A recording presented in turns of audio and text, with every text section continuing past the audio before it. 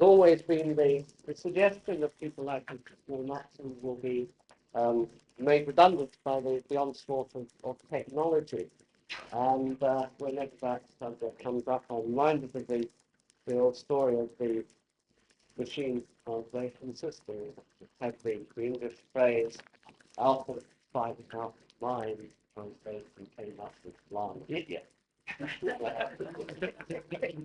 don't think Mr. Muramatsu is going to make that sort of mistake, but I think it does indicate that communication is a matter that goes beyond words, and Mr. Muramatsu is well equipped to enlarge on that. Without further ado, sir, and that's it. Thank you, Dr. Dio. Thank you. Friends, and I'm not going to go on to Romans and fellow countrymen, but friends, thank you for joining me. And I appreciate Dr. Dio's very kind introduction, and forgive me for speaking while seated. With this particular configuration, I think this is quite natural and energy conserving for me as well. Machine translation is one of my, not favorites, but one of the subjects that I cannot avoid, so I'll have some comment on it. But in the way of breaking the ice,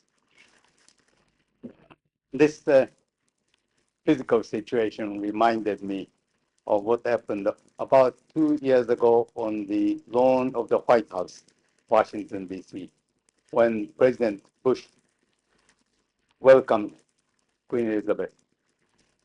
And that was an occasion when she said, the last time my husband and I came here was so many years ago.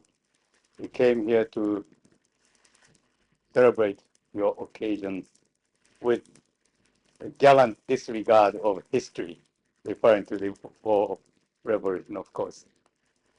To me, that was very interesting way of breaking the ice, burying the hatchet.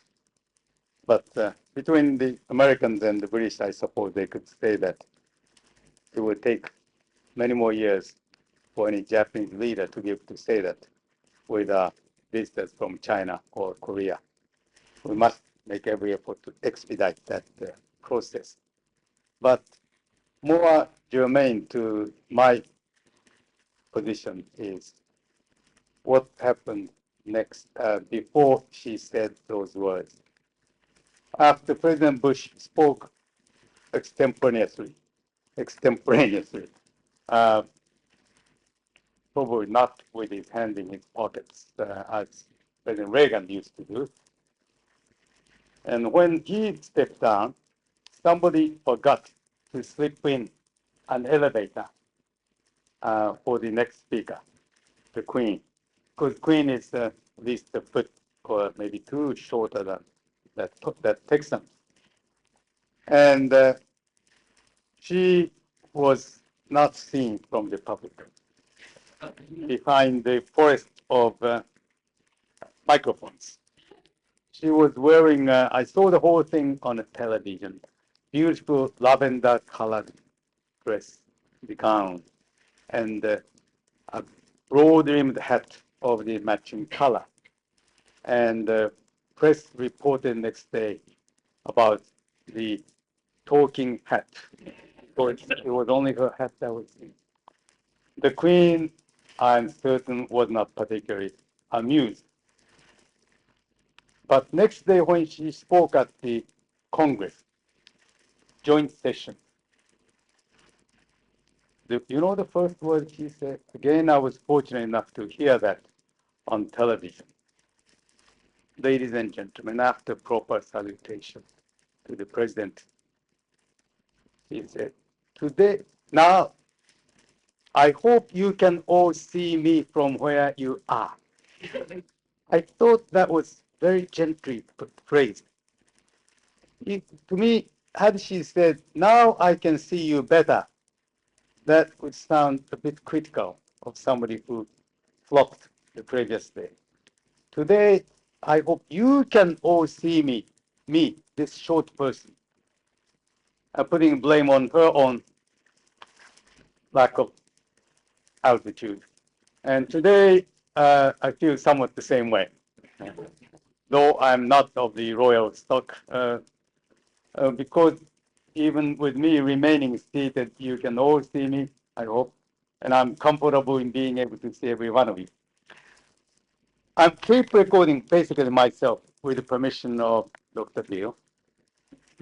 So if any one of you later would like to ask a question and remain off the record, please indicate to me. I'll turn off the microphone. No prejudice to anyone. I like to listen to myself again, actually, seriously, to find out my own deficiencies in proper enunciation, some errors in phraseology, so that I can do better next time. Cross-cultural communication is the subject. It's a broad subject. It goes beyond languages, of course.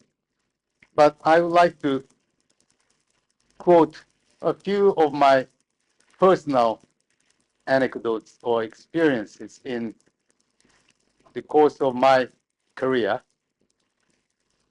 Simultaneous, as we say, if you would forgive me with Yankee pronunciation, simultaneous interpreting, which I began in 1956. So that's before many of you were born. I started consecutive, that is conventional, interpreting as a means of making living in 1949. I was 19. And when asked, where did you learn your English? I generally answer, under the Allied occupation of Japan. That was when Japan was still under the occupation, until the peace treaty was signed. And I'll make a long story very short. So I will not go into my earlier days, but basically, as a 19-year-old lad, I was ambitious. I wanted to get a job to support myself and my 4 younger brothers. And I wanted to do something with what little knowledge of English I had from the middle school. That is 5 years after the 6-year primary school. The job I was able to get was that of a clerk typist. Now, mind you, in the days before the word processors, being able to type with a manual typewriter, nobody had heard of IBM Go4, let alone word processors. The ability to type 50 words a minute without a mistake among the Japanese population was the rare skill. I remember the first monthly salary I received was 6,000 yen, summer of 1949. Already at that time, it was at least twice or probably 3 times more than the starting salary of a university graduate, white-collar job. So there was an incentive enough. Then I saw other interpreters around me doing something me, I thought, was earning 2, 3 times more, maybe 4, 5 times. And that was a good incentive. So soon, please go ahead. I'll bless you anyway. So I pushed my way into the job of an interpreter. And again, I learned the American way of getting ahead. I read books in the US military library, like How to Succeed in Business. I also read books like How to Date, and that was all theoretical. And, in those days, they talked about first going into group dating and so on. You know, people were pretty conservative in the good old days. And I read about that you have to sell yourself, appeal to the self-interest of your employers. So I wrote a very, very official sounding memo, typed it in a neat prescribed military correspondence form, requesting consideration that, so that I request that, forget the exact phrase, but anyway, I argued that it should be in the interest of the United States occupation to give the undersigned, promising young man, an opportunity to prove his ability, potential as an interpreter. My American boss had a sense of humor. He said, all right, you want to be an interpreter. The next day I was sent out to the field, and that was the beginning of my career. Then I made an awful lot of mistakes, but never really an earth-shattering one. Amusing episodes I collected and jotted down in forms of my books. So I've written 3 books of those linguistic anecdotes. And later, I wrote a book about cross-cultural encounters, mainly humorous events, misunderstanding, and better understanding sometimes because of interpreters. And books have been pretty widely read, and that's why I have become somewhat better known among our ranks as a public figure. In communication between cultures, as far as the languages go, in our profession, we have become keenly aware that you might as well stay away from word plays or playing on words. A very good example I quote that everybody understands is when back in the 60s, a Japanese minister for agriculture was entertaining his opposite number from the United States cabinet, Secretary of Agriculture. Now, when I'm here or in your neighbor country, Australia, I always try to remember that here your secretary does not mean the Secretary of the United States cabinet. Yours is minister, so is ours. And theirs secretary is your minister, and so on. So I will be very cautious in making those distinctions. But U.S. Secretary of Agriculture was a guest. And over an elegant Japanese dinner, the Japanese politician remarked in Japanese that your country is Beikoku. For those of you who studied a little Japanese would understand that the United States of America is written in Japanese using Chinese characters. 2 characters, Bei, Koku. Bei is sort of supposed to represent the sound of America, as the Chinese people use the word for beauty to indicate America. Beautiful country is America to the Chinese. A beautiful person is an American. We use the character for rice, which is pronounced Bei, and we use that Bei Koku for rice country. It looks like a rice country, but when we see those characters, we don't think of rice, we always think of the United States of America. But this politician said, your country is rice country. We eat rice every day. Why shouldn't we be friends? And poor interpreter on duty there, I was lucky I was there, was stuck. He was scolded by his client. Why don't you translate? But this can be explained as I am doing now to you people, intelligent, educated people who may not have studied Japanese, but you can imagine and see why this wordplay was meant to be funny, meant to be an icebreaker. But through an interpreter, it is no reflection on the interpreter or translator, but there's no room for that kind of wordplay between the people speaking different languages. I do not want to discredit the puns. Puns are not necessarily the lowest form of humor. I think puns are extremely useful between peoples who are interested in each other's languages. They're tremendously educational and makes your language study all the more interesting. But they have no room, no place in cross-cultural communication.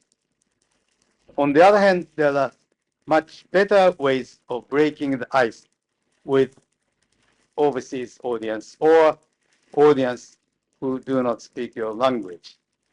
They do not, icebreakers need not be, in fact, often should not be a joke per se. Joke which is not really understood by another culture can be very poor in taste. And I can readily think of many ethnic jokes, so-called. Jokes with political tenor, or jokes that you cannot laugh unless you happen to be very familiar with what is going on in the politics in the other country. Jokes with sexual overtones certainly are not very tasteful on those occasions. But there are plenty of wholesome, healthy, almost Reader's Digest kind of jokes that can amuse the other audience readily, and that is enough. When asked for my recommendation, I generally advise that unless you happen to know of a neat, effective joke to break the ice for the purpose of your conference, stay away from jokes. Instead, talk about yourself, sometimes your own failures, how I failed as an interpreter. And I always succeed with my own stories, mistranslations. But my stories are not as interesting as stories of some of the better known people. Queen Elizabeth's remark, light-hearted opener, was a beautiful case of self-effacing or self-deprecation. To deprecate oneself has always been very much part of our customs. So it should be very easy for a Japanese public speaker to make a little good-natured fun of ourselves without embarrassing the audience. Former Prime Minister Miyazawa, who was known for his fluency in English, but after a few less than successful dialogues in his own native language, Japanese, with the press, having been misquoted. And you know the famous saying that it becomes misquotation the minute you wish you had not said it. Mr. Miyazawa has been very careful ever since then, and publicly his Japanese utterances have become rather stale, too cautious, and therefore not interesting. But his speech in English continues to be quite fluent. His English is quite good, and he's learning. He is full of anecdotes and is capable of pretty clever expressions in English. When he was introduced in one recent international symposium in Tokyo as the distinguished former prime minister, etc., he got up to the rostrum and he said, in fact, in Japan, there is an oversupply of former prime ministers. Now, that coming from a Japanese prime minister or a Japanese person was sufficient to happily surprise the audience, to break the ice. So they will now listen to Mr. Miyazawa. There was another prime minister, that was Mr. Takeshita. So many of them have come and gone, that even for Japanese, it's hard to keep track of these names. So please don't feel awkward or embarrassed if you don't recognize any of these names. But there was once Mr. Takeshita for fleeting several months period. And speaking at the National Press Club in Washington, D.C., he said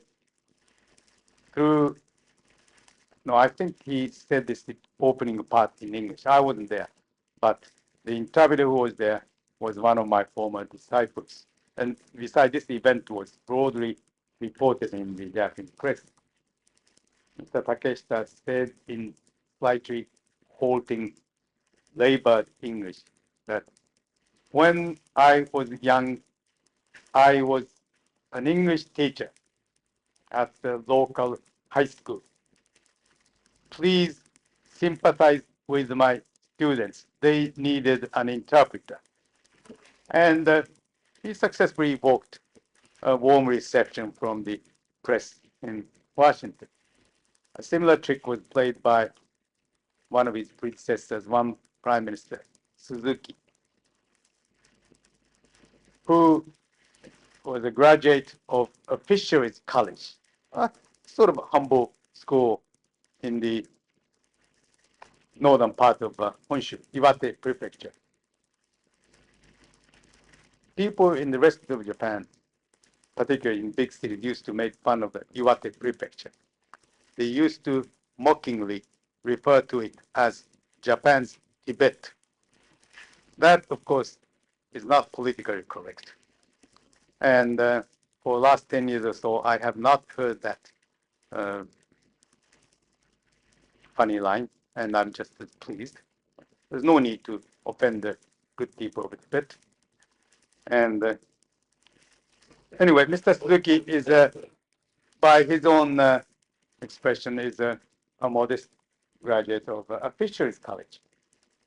But when he spoke in New York City for a big dinner meeting, I was interpreting simultaneously, and if I was speaking in the United States, I would have no comment about pronouncing simultaneously. But here, not to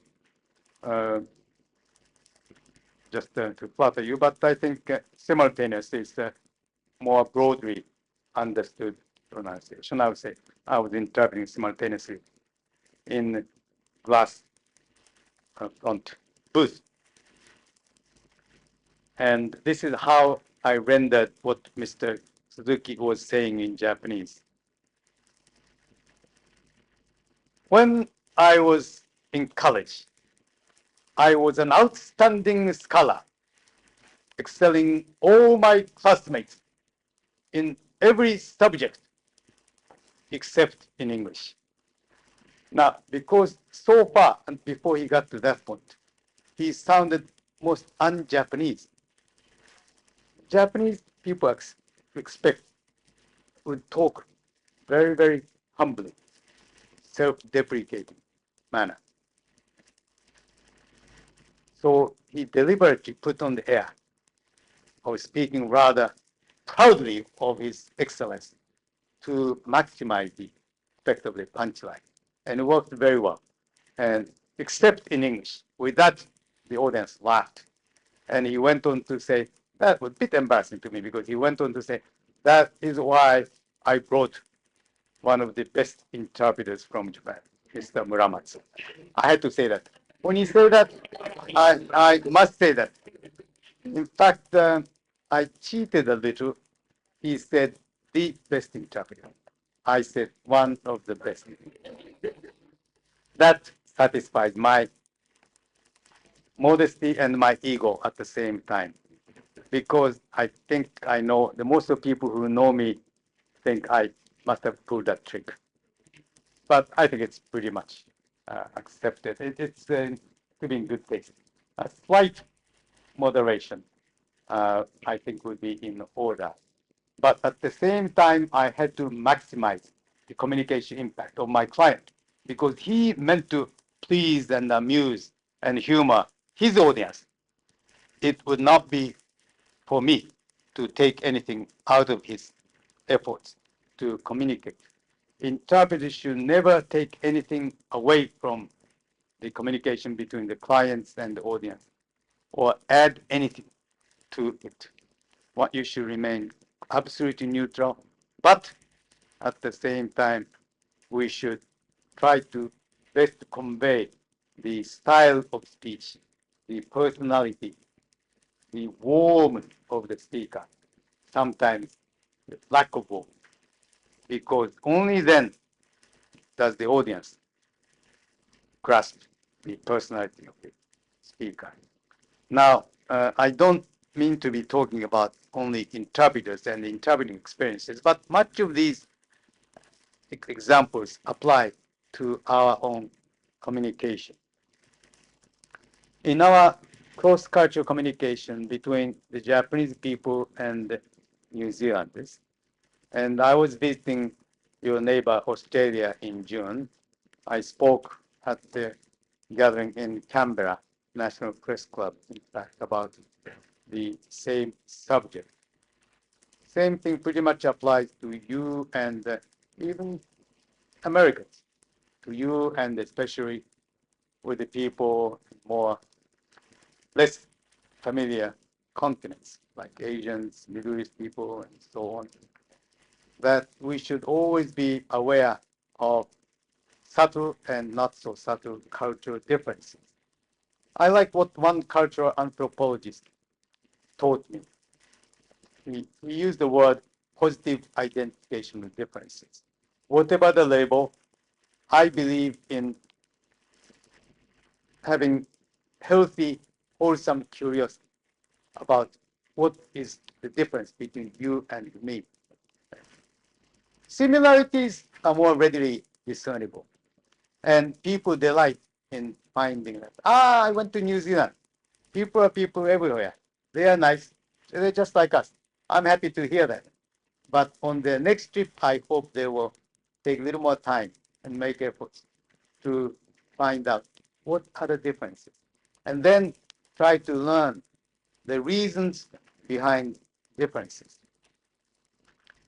This week, since last week, for over 2 week period, there's this Festival of Japan going on in town. I was invited to the event last night.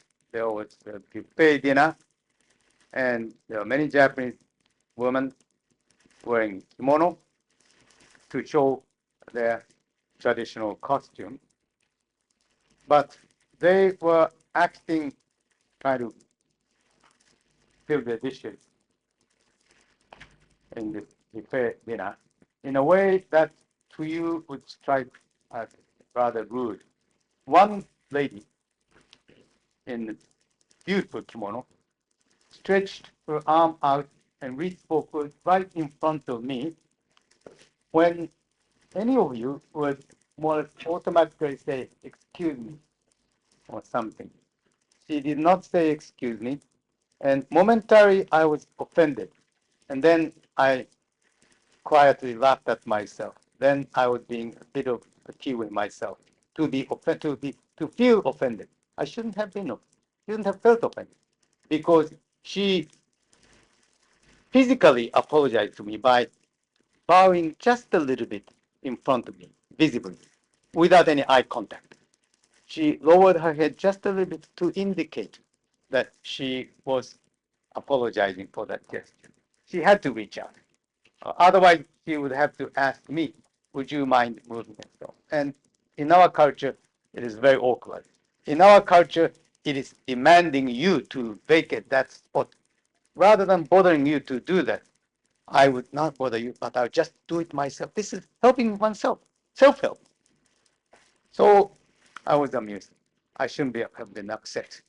So I should be, having become somewhat internationalized myself, I should learn to become more tolerant to my own fellow countrymen and countrywomen.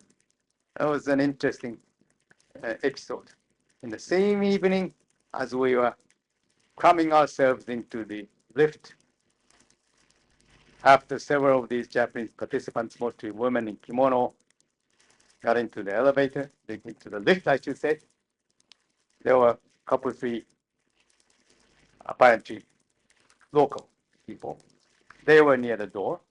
When the last person got in, another woman, this was one of the Japanese women in kimono, tried to reach out for the one button on the lift operator panel, which is always most worn out in Japan. Close, CLOC, close button. The Japanese are always in a hurry. As soon as we get into the lift, we push the close button. We don't look out to see if anyone else is coming. We are very naughty about that. And if any of you have experienced that in Japan, I apologize. collectively. I feel it's a collective offense. And being Japanese, I have no qualms about apologizing on behalf of 114 million other Japanese people. I feel bad about it. I don't do it because of my having become somewhat internationalized. I make it a point of not touching that close button, even when I feel the urge to push it, to get up 1-2 seconds earlier, because I know someone else is waiting up there. I patiently wait for the door to close. It is a very long 1 or 2 or 3 seconds. But I smile at the other Japanese, always pushing that button. This is no joke. If you are making your first journey to Japan, please do watch the elevator panel. The open and close are often written in characters. They look alike with this character meaning gate. And inside the two little different symbols, one is open, the other is closed. It would be, for practical purposes, Greek to many of you. But the one that says closed is always worn out. You cannot read it anyway. It is quite true. So, have you ever been to Japan? Please remember that. Next time, watch it. Most interesting. And for the first time Japanese visitors to the southern hemisphere, I always tell them to watch how the water in the wash basin will fall down. Go the other opposite way around. We read about that theoretically, we hear about it, but we often forget to observe it. But it does, indeed. In northern hemisphere, I think it's anti-clockwise. Here it's clockwise. I think, no, I don't need to watch it carefully. I saw it once and that was enough. I know it's the other way around. So I like to have as much time as possible for your questions. I'm happy to answer questions. Let me finish with just one small chapter about my own feeling about this matter of humor as a lubricant in communication, cross-cultural as well as interpersonal. A few months ago, I heard a wonderful phrase. You save your worst insults to your best friends. I like that. I'm a student of cross-cultural exchange of seemingly insulting jokes, especially between your people and Aussie. With the different styles to different degrees, this kind of what I think may be called bantering, I think B-A-N-T-E-R, bantering, is practiced by many neighbors between the Americans and the Canadians. By the way, Canadians hate to be mistaken for Americans. Yes, we should be sensitive about that.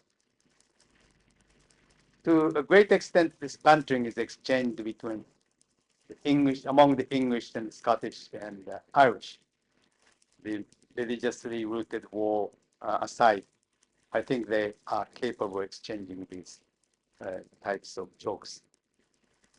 I have always observed with amusement your exchange of insulting sounding jokes with Australians. Your people all too often tell the Japanese, why do you go to Australia to study English? Come to New Zealand and learn better English. And your people have also tried to explain your history to us, much to the bafflement of the Japanese people, by telling that your ancestors came to this country on your own, on their own. Not the communists. But when we relay that story to Australians, many of them say, ours were chosen by His Majesty's court. And your ability to be able to say that about each other without really hurting each other, to me, is amusing.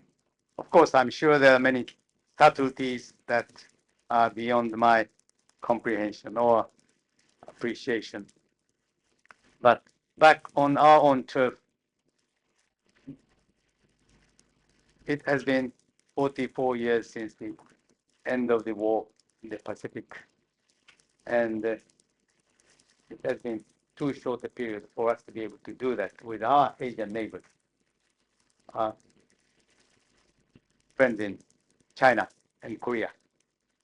I can do that with my Kiwi friends and Aussie friends because I have, over years, fortunately, cultivated many close personal ties with your people.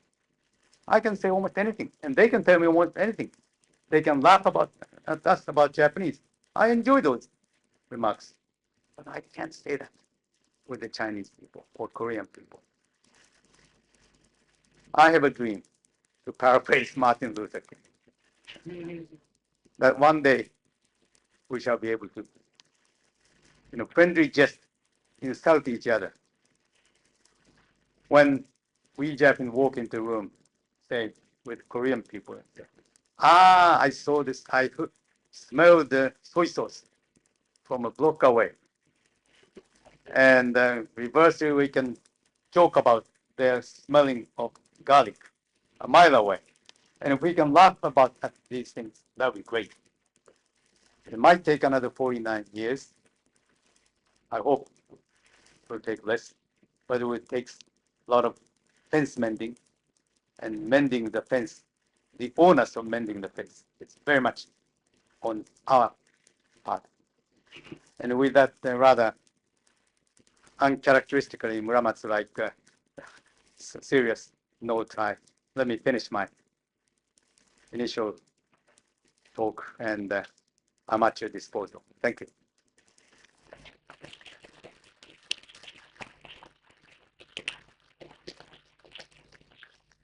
Is there a chairperson?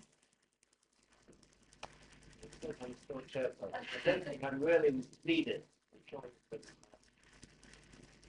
Really well, but I think you can help. I'm sure a lot of people have to. And please just tell me. I'll be happy to turn off the microphone. What experience have you had in what you had in Non-verbal communication. Yes. Yes. Many. I'll quote one case I'm very familiar with. That is the American case. I think Americans do this more than other people, using hand or finger gestures to indicate quotation marks. You don't do that very often. Sometimes, depends on the individual. Instead of saying so-called or what they refer to as, the speaker would simply gesture with two fingers. I think they always have to be the same fingers. Double quotation, indicating that these are not my own words. This is not what I'm saying about the Japanese, but many Europeans say this about Japanese. Now, when the speaker does that, the interpreters better be watching him or her, and so that we can verbally say so-called or iwairu. Without that, it will be construed as the speaker's own harsh criticism. So there's one instance of non-verbal communication. Another I might add is the matter of eye contact. In most cases in our culture, when you're making a serious appeal to you, I had better be looking at you right in your eye. I suppose in your culture, particularly more so, but not with the older generation Koreans.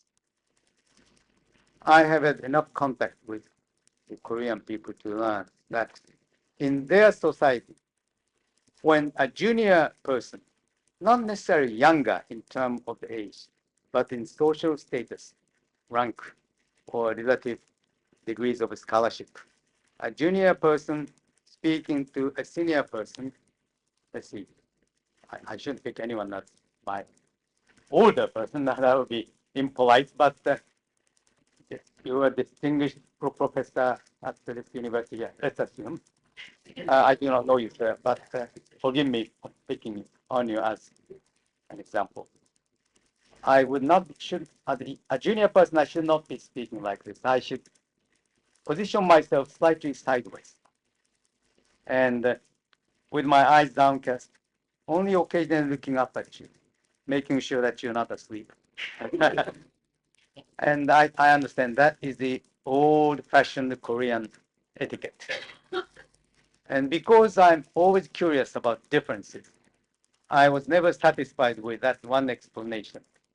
Every Korean I meet, I ask the same question after the ISIS book, and get on to friendly conversation. At an appropriate moment, I repeat this question, and sometimes even more fascinating responses come. One thing I learned in this process was, Mr. Muramas, do you know that among the older Koreans, this goes even further. When you speak to or ask a question or make a comment to a senior person, if you're wearing glasses, you take your glasses off. Anyone who's familiar with that custom? And my immediate response was, why? The answer was, in Korea, glasses are supposed to symbolize scholarship, knowledge, learning. You study so hard, you suffer the loss of your eyesight. Your eyes are not good. Therefore, you wear glasses. So why should I boast my scholarship when I have the question humbly of you for them? So they take their glasses off.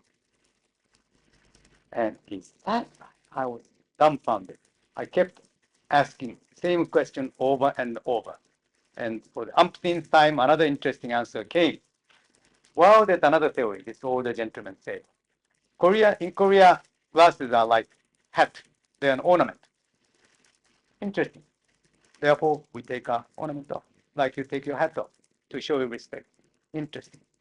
These non-verbal communication, I think, is quite interesting, fascinating.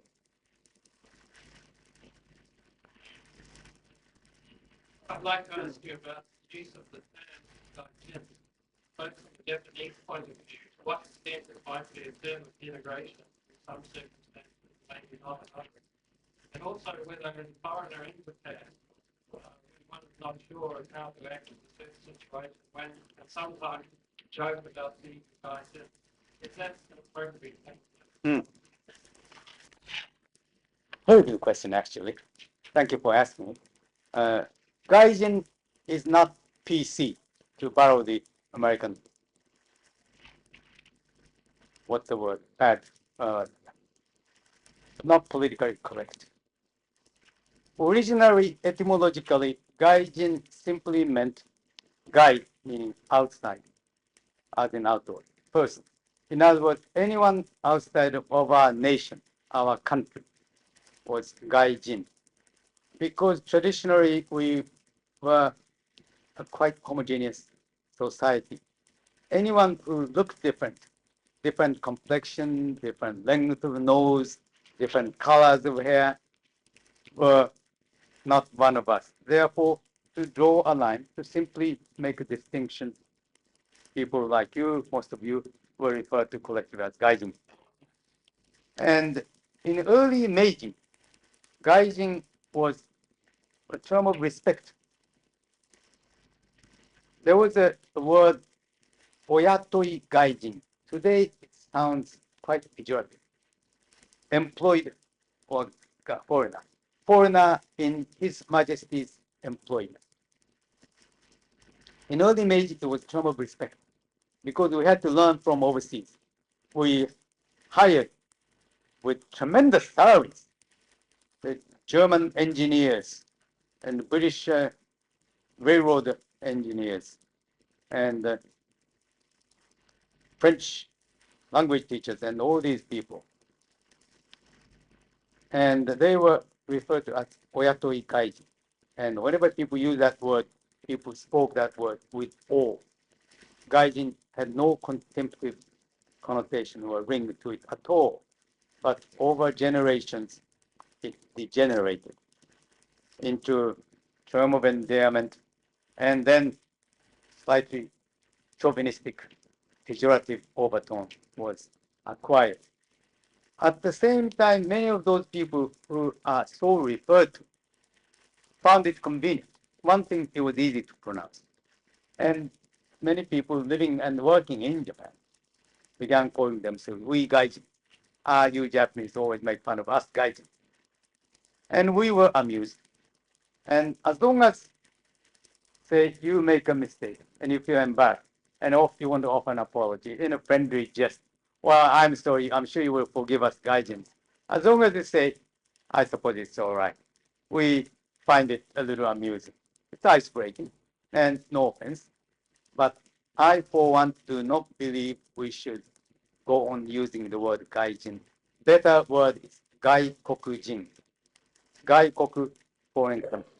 Jin, person from foreign country. And I don't even want to use that. I have been watching signs typically at the airport, immigration, overseas. I think you people use word overseas very often as a substitute for foreign. Quite good. Overseas is generally quite adequate as an alternative to foreign. At the London airport, for example, they have different queues for British passports and Commonwealth passports and overseas, I think, passports, overseas passports. That's nice. So instead of using the word gaijin, which so many people so refer to find offensive, because the word has been used too often to ridicule or to chide so-called gaijin. Gaijin はしょうがない. Or those gaijins, you can't help them. Incorrigible gaijins. Because they call us the inscrutable Japanese. We call you those incorrigible gaijins. So the word has lost its original tone and became a sort of a slightly insulting word. I'm all for almost abolition of the word gaijin. At least there are better substitutes. Because we're an island nation, and anyone who was not born and raised in Japan, who don't look like one of us, I mean only facetiously, from overseas, why not overseas person? I suggested in one irrelevant newspaper essay, why don't we start a new term, 海外さん. 海外. Literally, 海の外 or overseas. Since you are a person, 海外さん with an honorific san. San, by the way, is a non-sexist term. Anybody, either gender, is san. So, 海外さん. Nice. I thought it was kind of cute, and I liked it. I was half jokingly suggesting it. And then somebody wrote me a letter. Mr. Muramatsu, my family name is Kaigai. I was quite surprised. I didn't know there was such a family. So every time you people use the word Kaigai-san, I find myself having to say, yes, what do you want? Hi.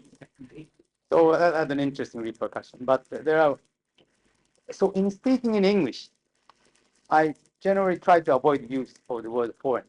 Foreign policy, foreign trade, these are pretty well established idioms. I don't think any of you find it offensive. But I almost never say foreigners. I don't have to say foreigners. I mean, I have to make distinction between us and other than Japanese, I would say non-Japanese people or overseas people. Typically in an international conference, where my colleagues and I are interpreting consecutively or simultaneously, the speaker would say, we'd like to welcome 350,000 delegates, foreign delegates. 10 years ago, 15 years ago, we had no qualms about interpreting them as foreign delegates from so many foreign countries. Today, most of us say so many overseas guests from so many countries abroad. Perfect substitute. Not just in sense of being politically correct, but I think less abrasive to you. Yeah. Thank you for your very good question.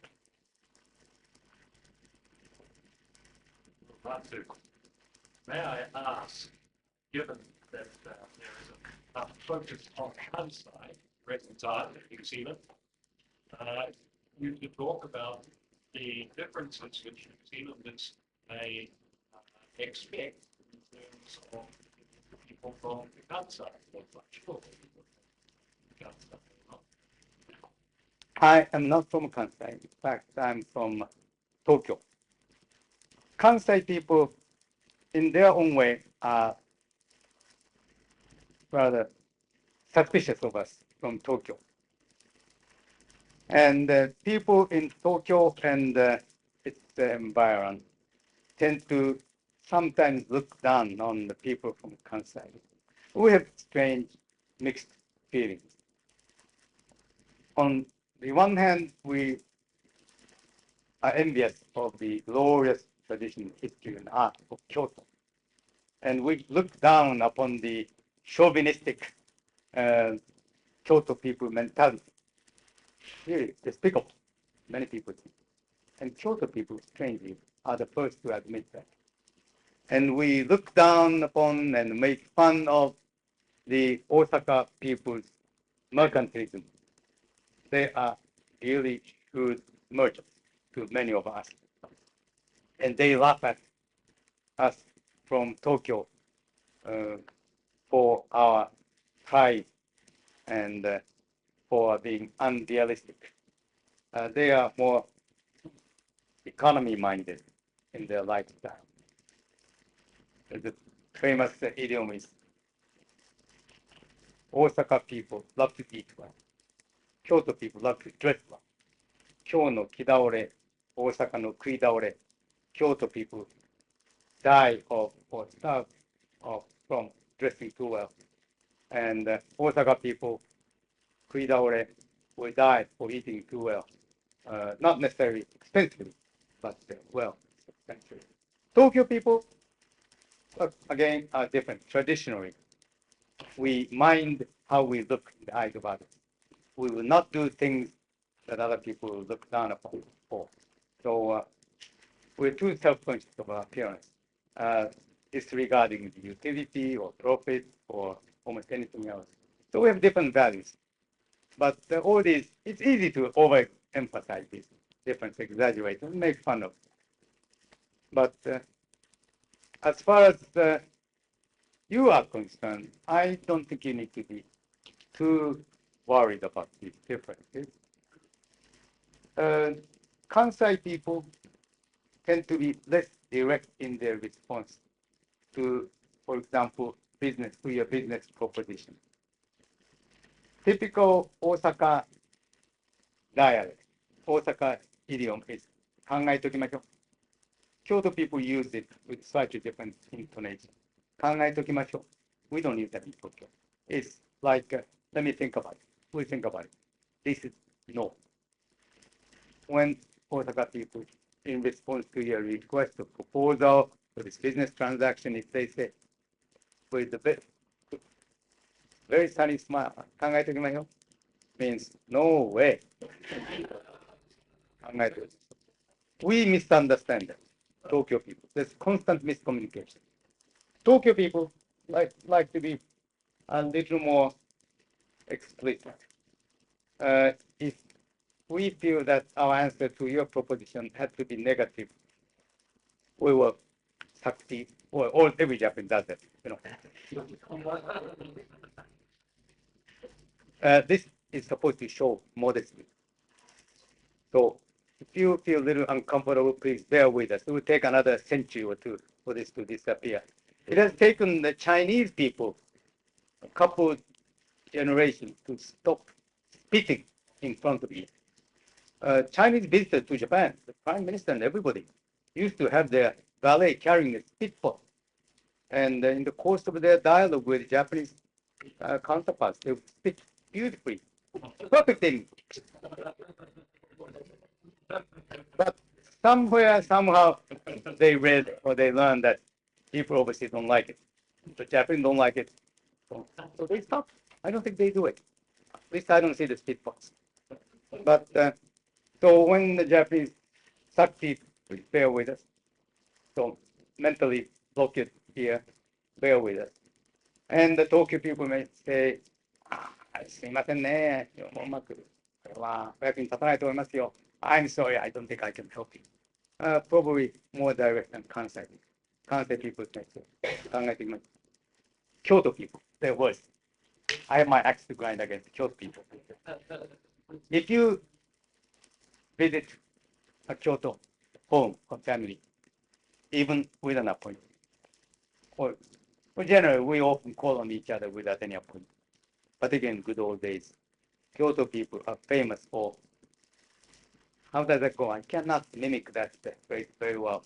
How about coming upstairs and take your shoes off and have a bowl of porridge or gruel? なんていうのお茶漬けでも、あなたは京都。I'm sorry.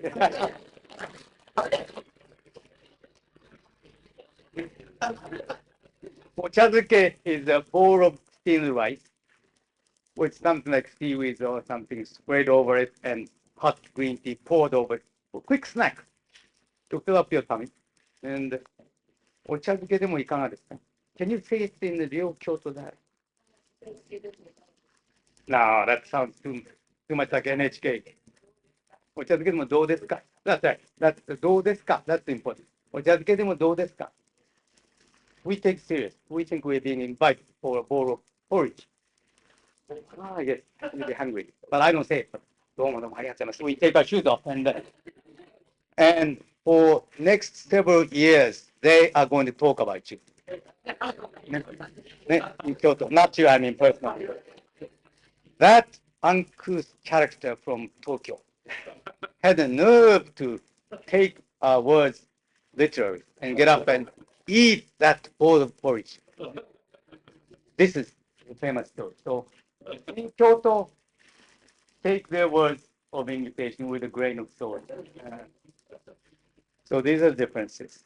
Oh, one more interesting example of different accents are different. And because most Japanese words have clear vowels and there are many homonyms, the words that are written alike, spelled identically in Romanized spelling, but stress is a little different.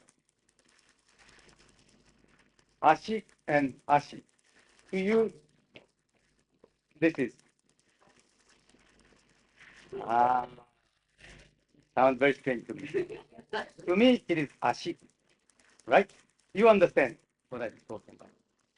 Ashi. Therefore, what was that? Pascal's thinking reed.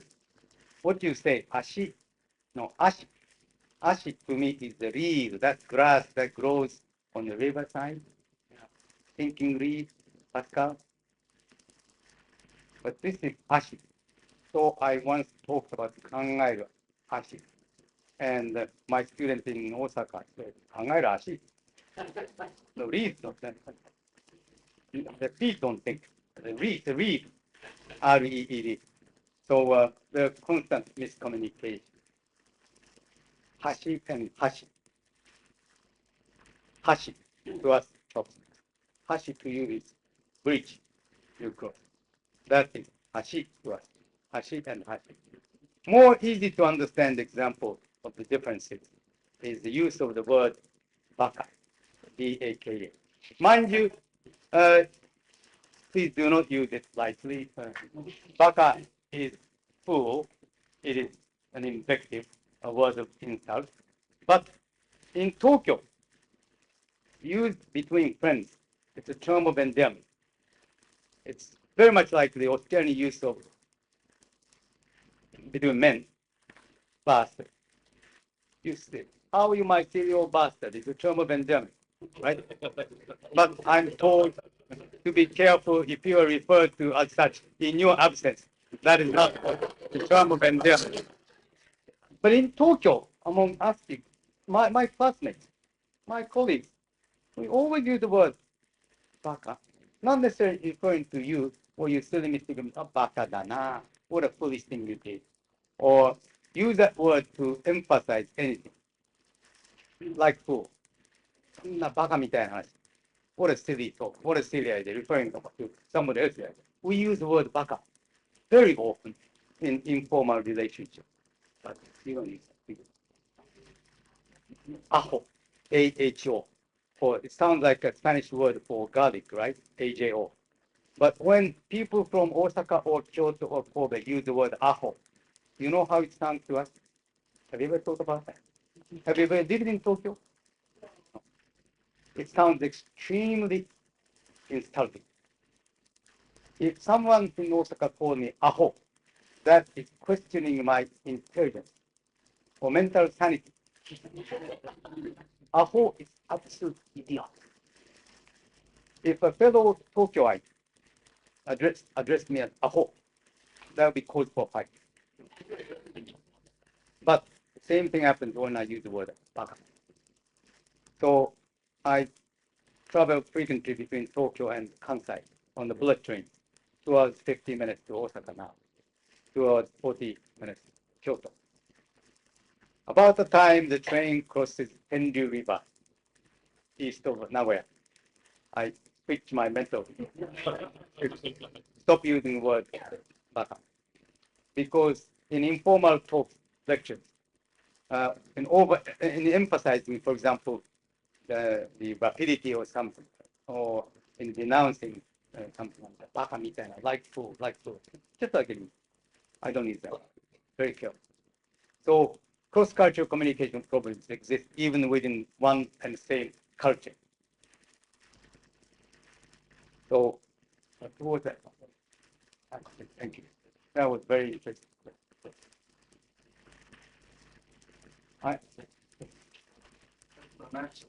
This morning, I didn't get to take my bus. Dreadfully on time. Actually, absolutely. I apologize. I'm very sorry. Fine. She said, no, which is organizationally challenging. I realize how much political correctness has spread from the English language speakers.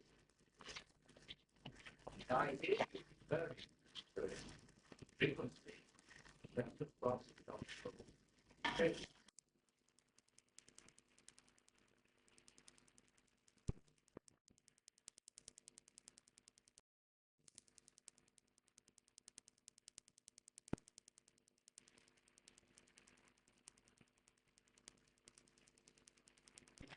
phenomenon, particularly in the United States.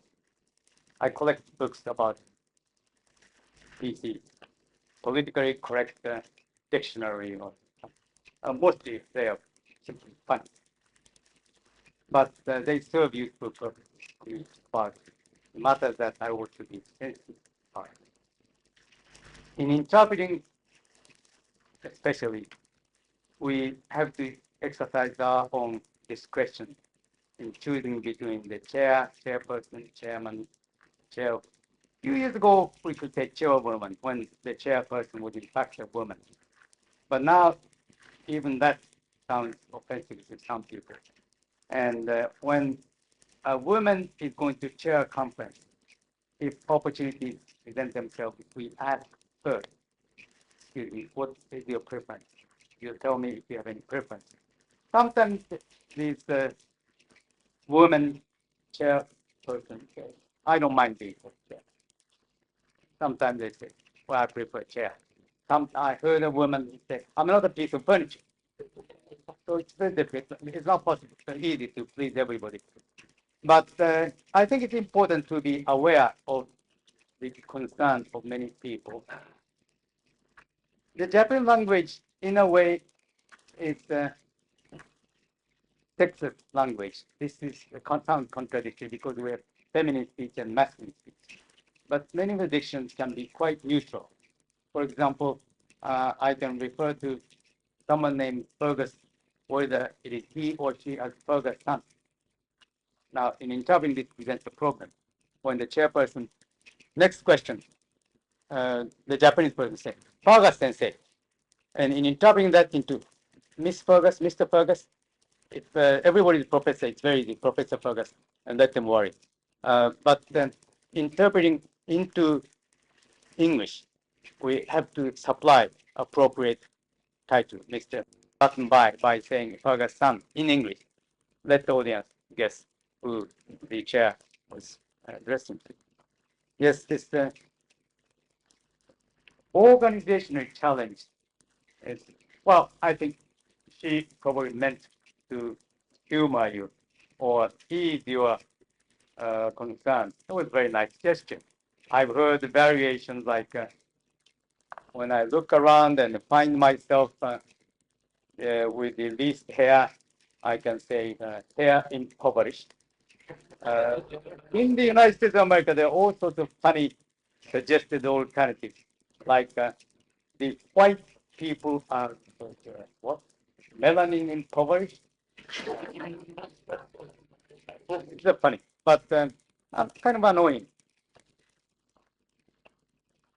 I don't know. We are in the process of transition. I think we're all trying to learn.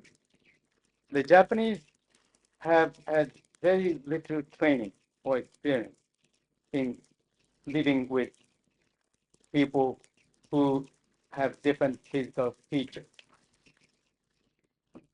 And we have, I don't defend us as not being racist. We are racist to some degree. In fact, when it comes to that, may I consider everybody is a racist, little bit. But civilized people try to control it. Or other people guide them racist. And Japanese people have been also learning lots of things. In my lectures, sometimes I use the example of the very, very popular American song in Japan, popular among Japanese people. Stephen Foster's song about the old South, like Old Black Joe. I'm sure you all know that song. Old Black Joe is not appreciated by African Americans today. People who used to refer to as color, or Black Americans, or then before that color, then before that Negroes. And quite naively, the Japanese in the karaoke, where overseas people participate, or worse yet, in one post-academic conference get together over drinks, Japanese participants started singing Old Black Joe in unison, meaning to welcome and entertain people from the United States of America. There was no one of African American ancestry, no African ancestry, but I saw one very distinguished American scholar not participating in that singing. So since I knew him very well, I went to him and asked, I suppose you wouldn't join in singing this song, would you? Yes, in fact, it'll be in that poor taste if I did that. So I understood that. So I learned. So elsewhere, I caution my Japanese audience better not sing Old Black Joe in public occasions, because some people find it somewhat offensive. These are things that we learn from the so-called peaceful movement. Not that I approve of that entirely, but it has a very illuminating aspect. And before we come to the last question, I have one point I want to mention about machine translation. Can I go ahead? This point? Yeah. That example was an interesting one. But machine translation or computer translation is rapidly become a no laughing matter. We used to joke about it. There was a classical joke that originated in the United States that with the earlier computer programs, software, they attempted to translate English text into Russian.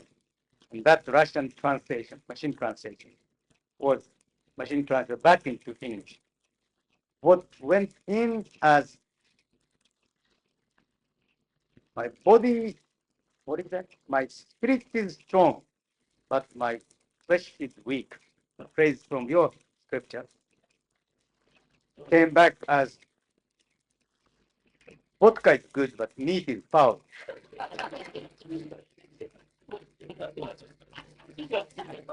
This is a classical joke.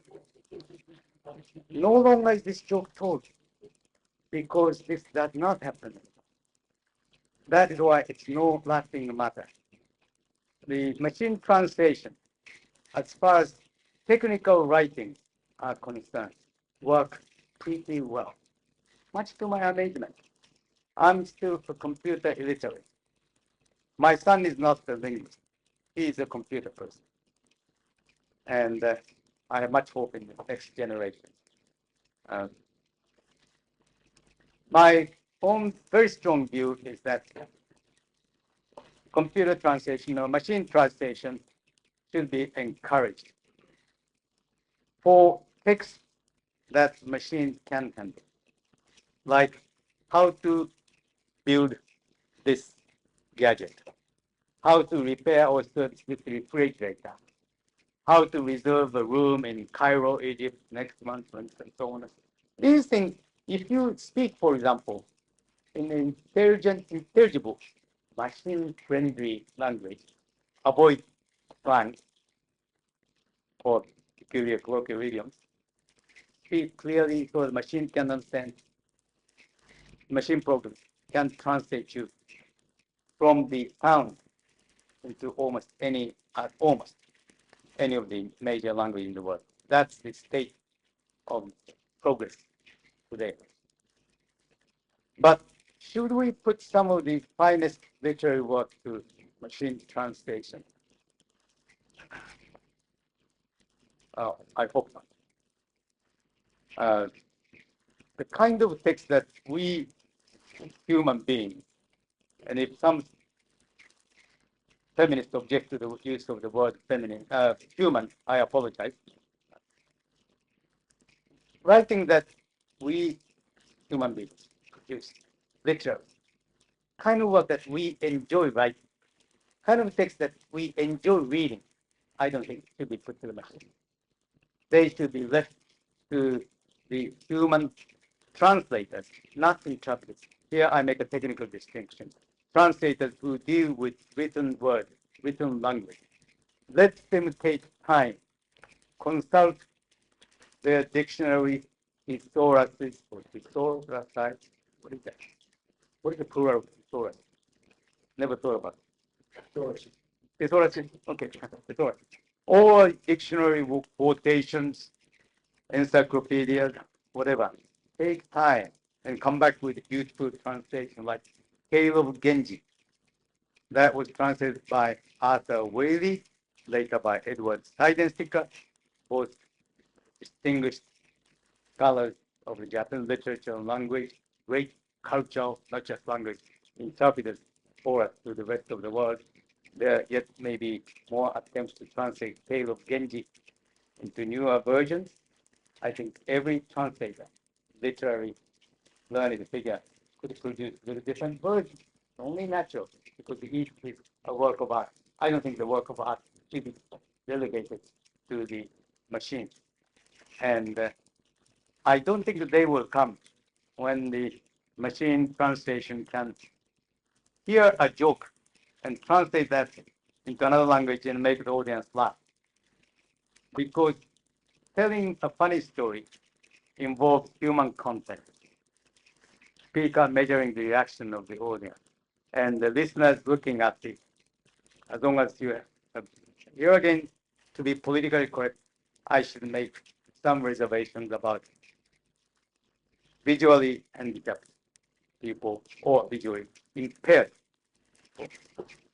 and hearing impaired people. We must always be mindful of these instances.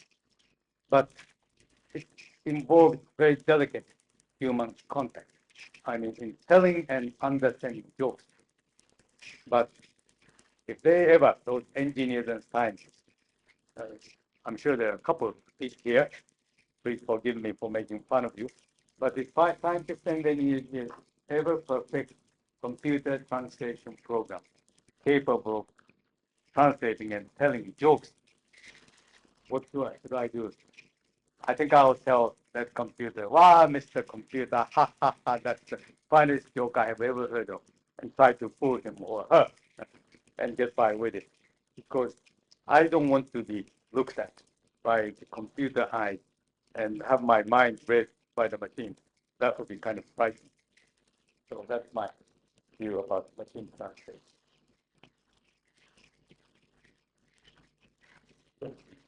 I think that's a very good place to stop. I realize that we have to get a few 4, 5, but we'll have to host another engagement downtown. I think down at Margaret's house.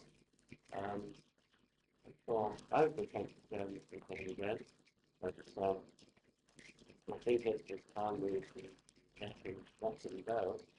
I'm standing here thinking that I've spent many, many hours, more than to think about in this room.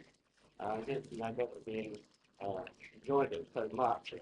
But it's not really enjoyment. I think we've had lots of information, lots of wisdom today. That I'm very grateful. Oh, I heard you, Dr. Dio, tell our audience to put their names on the list if they want something. Yeah. But if any of the audience are interested in reading more about it, starting more the anecdote, I'll be happy to send you reference or their names directly. Okay, but so if you'd like to maybe put your name down the main list, make a note about the text, and we'll pass it on. So, thank you very much. It's been most stimulating, and I ask you to join me in thank you. Thank you.